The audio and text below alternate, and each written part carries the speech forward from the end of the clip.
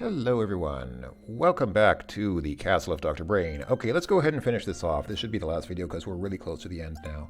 So last time this black obelisk came up, or no, it's not an obelisk. An obelisk has a point at the top. I guess this is like a monolith. Yeah, it's a monolith. So at the dawn of mankind, some mysterious power conferred intelligence on our ancestors. Now the monolith is the gateway to even greater knowledge, the office of Dr. Brain. This, of course, is a reference to the movie 2001: A Space Odyssey, and I guess the probably the novel it was based on. I actually didn't read the book, but at least it was probably most famously popularized by the by Stanley Kubrick's movie. Anyway, let's go ahead and click on the monolith. Oh, right. Yeah, we had to do this. That's right. So it's pretty straightforward. So I'm doing this on expert level, which, like I said, the only difference is that the planets rotate faster. In particular, Mercury is going quite speedily there. So what did we say? I think the mnemonic which we saw in some note that we picked up earlier in the game said something like, "My very energetic mother just..."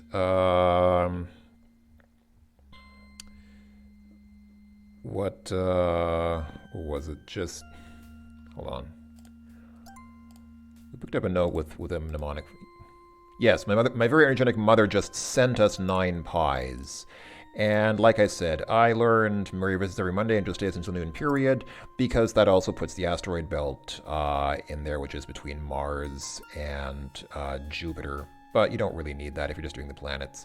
And again, Pluto is still a planet at this point in time because this was the early 1990s. So let's go ahead and grab Pluto while it's there. Some of the planets, you can see they go off screen. So then if you want to tag them when they're off screen, obviously you have to wait until they're back on the screen. Okay, that big one is Jupiter. Jupiter is the biggest planet. And that one with the ring is obviously Saturn. I think other planets have rings too, they're just not as visible as the ones on Saturn. Saturn is most famous for its rings because they're the most vivid, but I believe other planets have rings as well. Okay, so what are we left with? Let's see, obviously the one that's closest to the sun is Mercury, so let's see if we can... There we go, got it. Just have to click like crazy. And then the next one is Venus. Okay. All right, and the next one is... Earth, which is the only planet that has JavaScript, and coincidentally, or perhaps not coincidentally, the only planet which has human deaths on it. Perhaps those facts are related. Okay, Mars is next, the red planet. I saw that joke the other day and thought it was funny. Okay, all we have left is Neptune and Uranus. That's Neptune, and that is... Depending on how you pronounce it, it's either Uranus or Uranus. Some people prefer Uranus because the other pronunciation lends itself to quite naughty jokes. Wasn't there a... yeah, I think it was in Spaceballs. There was that bumper sticker that said, "I love Uranus," spelled like this, but still. Okay. Now that you have found all the planets and saved the solar system from almost certain destruction, maybe you'll finally be able to remember where you parked your bike. I guess they would have said where you parked your car, but I guess they figured kids don't drive cars.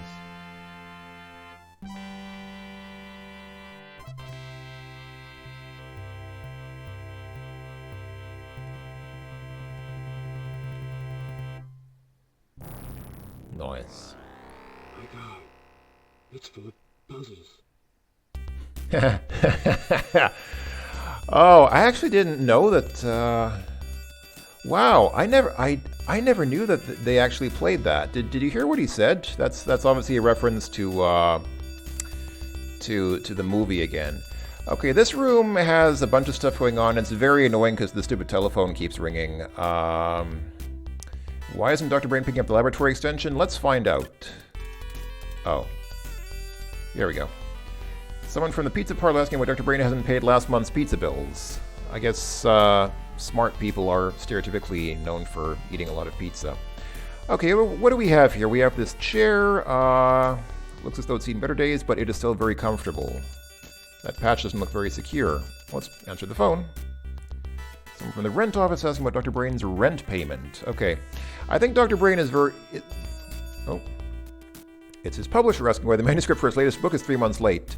So there are two possibilities here. Either Dr. Brain is very forgetful, or he's very disorganized, or just has too much going on, and yeah, so you're beginning to get an idea as to why Dr. Brain never answers the phone, because it just brings bad omens. If you answer the phone, it usually just creates more problems. If you've seen the movie Phone Booth, you can confirm answering a phone is a bad idea.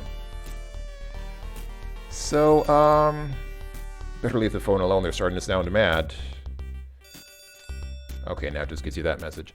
So yeah, geniuses, like real geniuses, tend to have problems in their personal lives because they have problems organizing their lives because they're so busy thinking about kind of abstract or sort of, impractical things. So they often need people to organize their private lives. So I guess that's kind of what Dr. Brain wants from us. He wants us to organize all this stuff so that he can get on with his sciencing. So let's see, what do we have here? This note says, develop a cheap and reliable method of generating and using cold fusion. If only it were that easy. This note says, order pizza, better make it a large this time. Ooh, this note says to make a date for a bridge game on TSN. Yes, that's the lamp, but that's not what I meant to click on. I'm trying to get that telephone to shut up. TSN, for those who don't know, this refers to the Sierra network. This was Sierra's first foray into online gaming. It was way ahead of its time. It's kind of unfortunate that it's been lost to time. It's kind of unfortunate that it doesn't really... It doesn't exist anymore. I mean, it started off as TSN, the Sierra Network, and then it was renamed to INN, the Imagination Network, and it got bought by AT&T, or I guess Sierra got bought by AT&T. It's actually a very sad story. TSN was really something special back in its day. I never used it personally, but I remember it. I remember seeing ads for it, and it was really something amazing. I should make a... I was going to say, I should make a video about it, but actually people already have. People have already documented it, so I guess I wouldn't have anything more to say about it. But TSN was pretty awesome. Okay, what else do we have here? Take out the garbage. End war forever. Help little girl find lost dog. So, I mean, obviously the joke is that he has these really sweeping sort of world-changing ideas like end war forever and develop cold fusion, mixed in with things like order a pizza and take out the garbage and help little girl find lost dogs. So yeah, I mean, I guess he needs us to do things like take out the garbage so that he can develop cold fusion. That's where we can start doing these once you become Dr. Brain's lab assistant. You better wait until then. So this is a cute little lamp which looks like a penguin. It shows the same degree of artistic taste as evidenced by the lawn flamingos. In other words, it's a little tacky. But you can turn it on and off like that. Kind of cute. Dr. Brain uses a scientific system of pseudo-random determination to decide which job to tackle next. In other words, he throws darts. Can we take the dart? Oh, we better leave it. It could be part of an important scientific experiment. I really wish we could shut up that phone, but I don't think... Feels like good solid oak to you. I was trying to unplug the phone cord, but I don't think you can do that. This door is actually a false front. The desk was cheaper that way. Oh, it's a stapler! This is the only way Dr. Brain can hold things together around here. Ooh, unfortunately it's not a red stapler, but... Actually, that movie came out like 5 years after this game, so I guess that's probably why. Let's see, this trash can is totally full of old papers, magazines, and newspapers. At least these aren't out on the floor. We can take out the trash later once you get the lab assistant job. Nice of you to offer, though. All right, let's see. What else? Can we sit in the chair? No. Whoops. Haven't you done enough damage already? Can't we push the spring back inside? Guess not.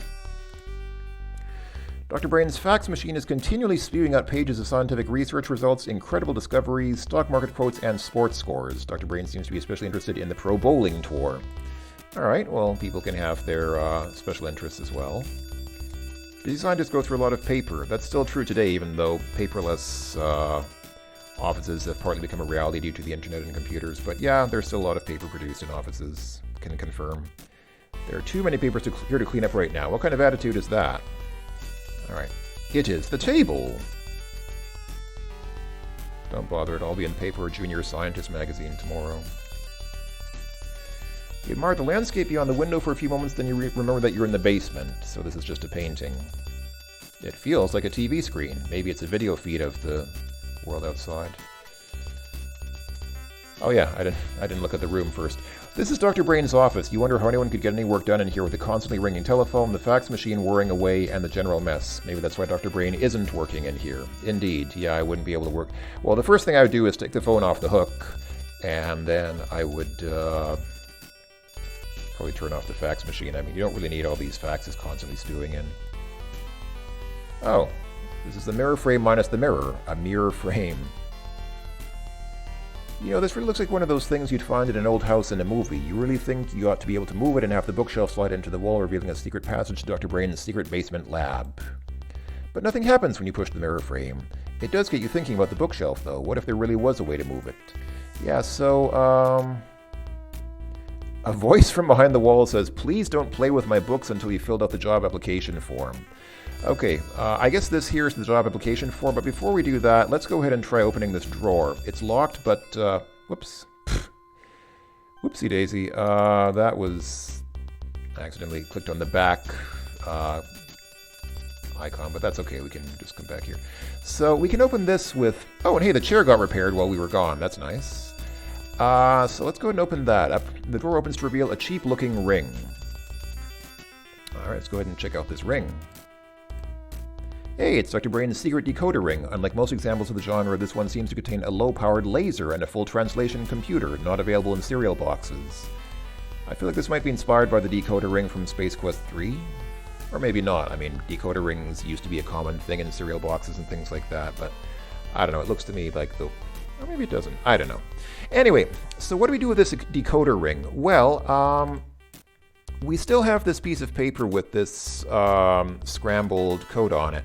Now, you could descramble this if you want. In fact, somebody actually did. On the video where I showed this text, somebody did actually go to the trouble of deciphering this. It's actually a very simple cipher. It's another example of the replacement cipher where each letter is replaced with one other letter. But the thing is, in this case, all the letters are just advanced one letter forward. So, for example, H. What comes before H? G. So this is G, and then what comes before F is E, and what comes before U is T. So this is actually just get. So these HFUs are all get. And then QVU, so before Q comes P, before V comes U, and before U comes T. So QVU is put. So you could do that. It's not that difficult, I guess, just to do this, but a much easier thing to do is just decode it with the decoder ring. Suddenly, the clue sheet begins to make sense, except for the part about the Henway. What's a Henway? So there we go. So this is the decoded text. I feel like this Henway thing is a joke, but I don't get it. You know how some people tell jokes like, is that an up dog? And then you're supposed to say, what's an up dog? And then you say, or what's up dog? And then you say, oh, not much. What's up with you, dog? Something like that. So I'm wondering if maybe, if somebody says, what's a Henway? Is that supposed to be the joke? I don't know. I don't get it. I feel like it's a joke, but I don't get it. Anyway. All right, so that's suddenly been decoded. But before we can make any use of that, we still need to interact with these job skills. So let's go ahead and do that. So the first thing to do here is very simple. You need to click on these 9 buttons. Now, I'm not very smart, so I might mess this up, but let me try this here. So I think I can click. Yes, I think I can click the mouse. Okay, I managed to do that. Okay, then here you have to match up these symbols with the tasks that we had. So these are basically the 9 things that we practiced in this game. So like this is obviously math, that's mathematics. Some of these are a little bit more ambiguous, like this. This is that circuit that we wired up. So this is for follows instructions. And then this puzzle piece, well, this is obviously the jigsaw puzzle, but I think the skill here that I think it's, yeah, pattern recognition is that. This was the mastermind game, so that's logic and deduction. I guess that makes sense. This robot obviously is programming. We programmed those robots to pick up the 3 things in the maze. This time, or the hourglass is obviously timeliness. 8T eat, this sort of acrostic block of letters, is obviously language. The Big Dipper, or maybe it's the Little Dipper, is cosmic consciousness. And finally, this doorbell kind of mechanism is memory. So there we go. You hear a voice from the next room. Very good. You seem to have mastered the skills you will need. Please meet me in the control room behind the bookshelf as soon as you can. Okay, I think I've seen everything. I think I've seen everything here that that there is to see. So, oh yeah, we're gonna get these telephone things. Okay. Anyway, let's go ahead and just click on the books here, and basically all we have to do now is just follow these instructions. Oh yeah, on novice level, this would be shorter. I think on novice level there are like something like 6 or 7 instructions. So we have a few more instructions here, but we can handle this. So get the red book from the 4th shelf. There we go. Got it. Get the green book from the 3rd shelf. There we go. Got that too. Put blue book on 4th shelf. Okay, we can put it there next to the... You have to be fairly precise with it, otherwise it says the book doesn't fit there. Get the purple book from the 2nd shelf. That is this. Get the yellow book from the bottom shelf. All right. Put red book on 2nd shelf. Put green book on 2nd shelf. Get blue book from 4th shelf. We take that back now. Put the blue book on the bottom shelf. I guess we can put it either here or here. It doesn't really matter. Put yellow book on the 1st shelf. There we go. And finally, pluck chicken, or was that a henway? Oh, maybe the joke is pluck henway? Pluck henway? I still don't get it. If anybody gets the joke, please tell me, because I really just don't get it. So anyway, yeah, I don't know what happens if you mess these up. I mean, I guess if you mess up the instructions, then just nothing happens. But what is this plate here? This doesn't really look like a book. But anyway. Okay, so yeah, that's it. Now we just pluck the chicken. You hear a voice from the next room. Congratulations! You have solved every problem I set forth for you. You shall be my new lab assistant. I hereby award you the Certificate of Achievement for your accomplishments.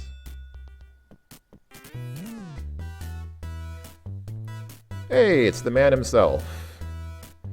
But he doesn't want to talk to us personally, he wants to speak to us through this huge video screen. So, oh, I didn't realize. You've achieved a terrific score of 191 points. We would have gotten more points if we'd done all the puzzles on expert level, but we didn't quite do them all on expert. You will make a fine lab assistant. Why, together we can... But enough of that. There's work to be done. Let's get to it. First, I'd like you to meet a few of my friends. Director, designer, lead programmer, and my alter ego, Corey Cole, who's making a silly face up there, and of course, again, who was, my esteemed producer who helped us to bring the castle in on time and under budget, Stuart Mulder, who was adjusting his glasses quite a lot. My art production designer will let him out soon, Andy Hoyos. The art designer, he already got out, Douglas Herring. My composers, what did you say? I can't see you. Ken Allen and Mark Seibert. Chris Brayman and Rob Attisalt. Digitized sounds constructed by Orpheus Hanley, who I believe also played one of the speeders in Police Quest 3. And here's some of my artist friends. They have helped me decorate this castle. Okay, I'm not going to attempt the name on the left. Sorry, I'm not going to be able to handle that. Krutek, Arturo Sinclair. All these people have like 3 frames of animation.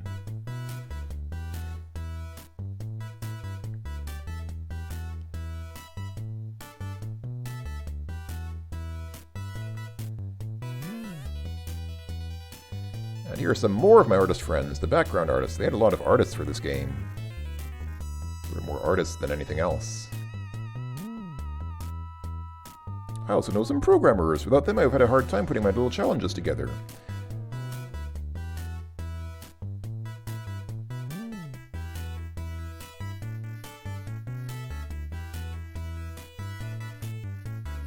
Sorry, I stopped reading the names because quality assurance lead, making sure the castle is as clean as can be. Sharon Simmons. She's making sure that her hair is in order. Finally, special credit for design assistance and necessary discipline goes to Lorianne Cole, who of course is the wife of Corey Cole and became his partner when designing the later Quest for Glory games. And now it's time to be off to the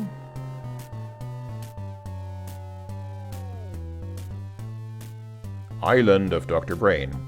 Actually, I shouldn't say later Quest for Glory games. I think the first couple of Quest for Glory games had already come out by the time they released this game, so this was actually not the Coles' first game together. Anyway, yes, so that's it for the Castle of Dr. Brain. The sequel to this game is The Island of Dr. Brain.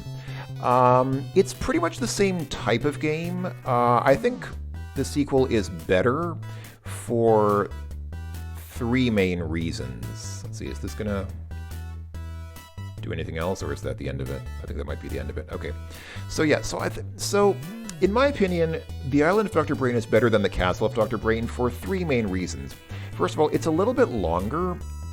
It's not much longer, but you might have noticed this game is kind of short. I think this game's on the short side. And the second one is, it's a decent length. It's not that much longer, but I'd say it's about the right length.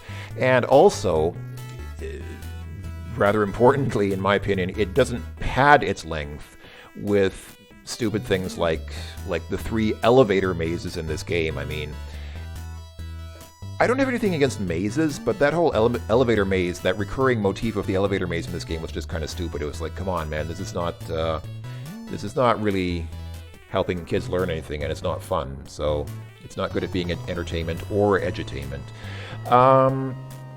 So